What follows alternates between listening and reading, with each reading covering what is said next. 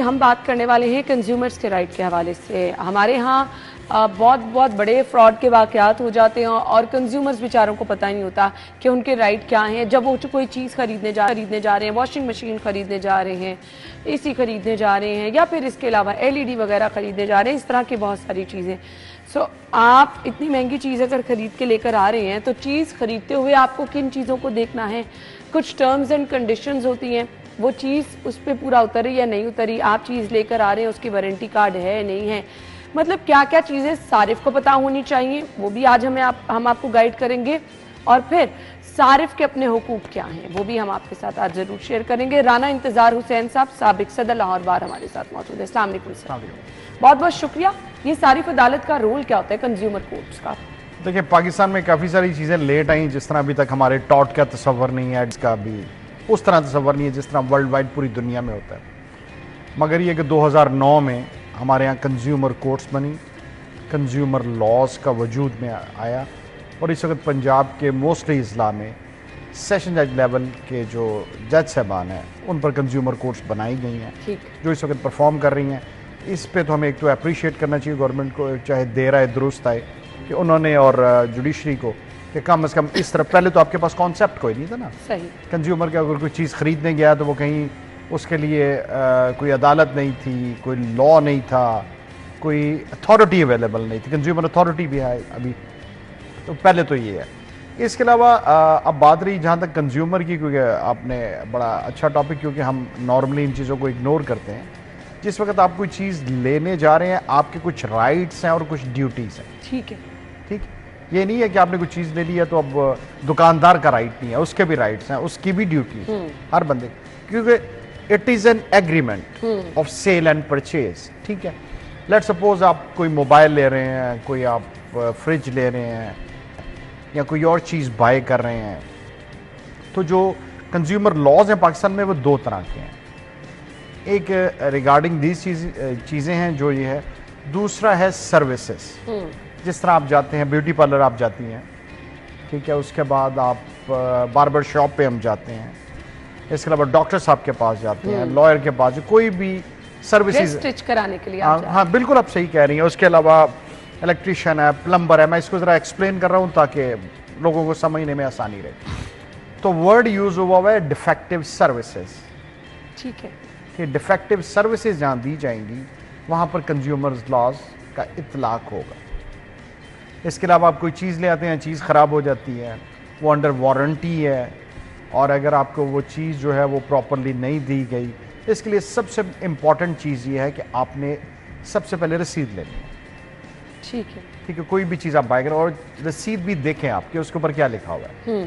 ठीक है, उसमें अगर जो भी टर्म्स एंड कंडीशन लिखी हैं, अगर आप किसी चीज़ से आप एग्री नहीं करते तो आप चीज़ बाय ना करें, क्योंकि नॉर्मली हम उस वक्त पढ़ते नहीं हैं। ठीक है, और उसमें देखें कि अमाउंट उसमें कितनी लिखी है, उसमें वारंटी आपको वो क्या दे रहा है, और वो मैन्युफैक्चरिंग वारंटी किसकी है। एक तो देखें ना, वो मिडल मैन का रोल प्ले कर रहा है। अगर आप कोई चीज़ ले रही हैं किसी ब्रांड की, तो ब्रांड भी जिम्मेदार है उसकी मैन्युफैक्चरिंग का, वो तो आपके पास एक ब्रिज का रोल प्ले कर रहा है आपको सेल करने में।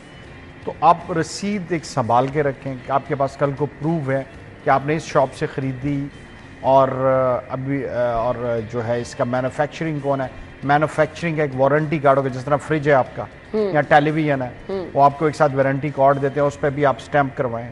स्टैंप करवाने के बाद उन चीज़ों को संभाल के रखें, जो नॉर्मली हम नहीं करते। हमारे पास कई दफ़ा क्लाइंट्स आते हैं, अभी रिसेंटली क्लाइंट आई थी, उनके पास वो था मगर उसकी रसीद वो घुमा चुकी।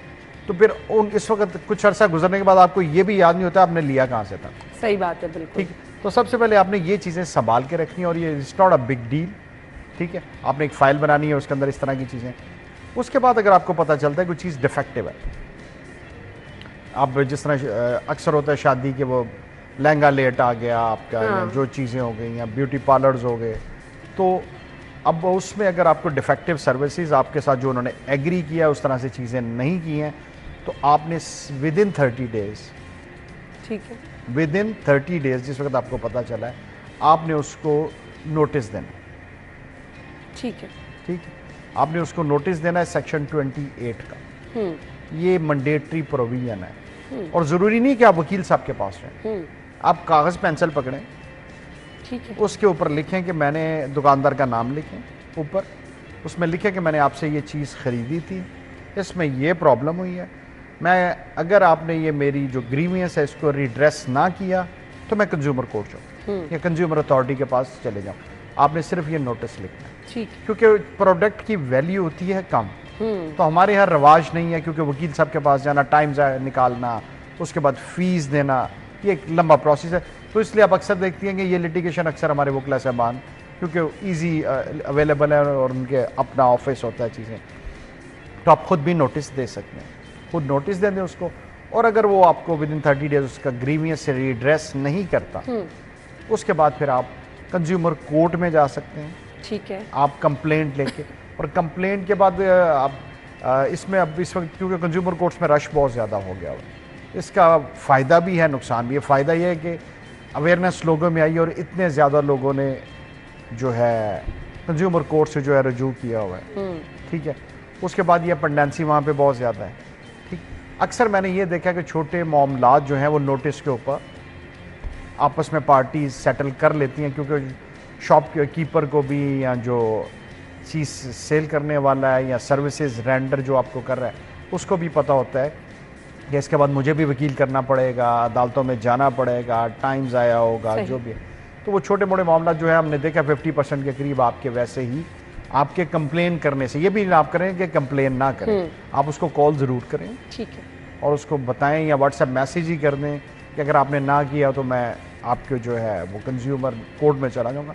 जब उसको पता होगा इन्होंने कंज्यूमर कोर्ट चले जाना है, तो मेरा ख्याल हर दूसरा केस जो है वो आउट ऑफ कोर्ट सेटल हो जाता है। कंज्यूमर कोर्ट जब आप चले जाते हैं फिर प्रोसेस कैसे शुरू होता है? कंज्यूमर कोर्ट जब आप चले जाते हैं तो उसके बाद कंज्यूमर कोर्ट सबसे पहले उसको नोटिस करती है।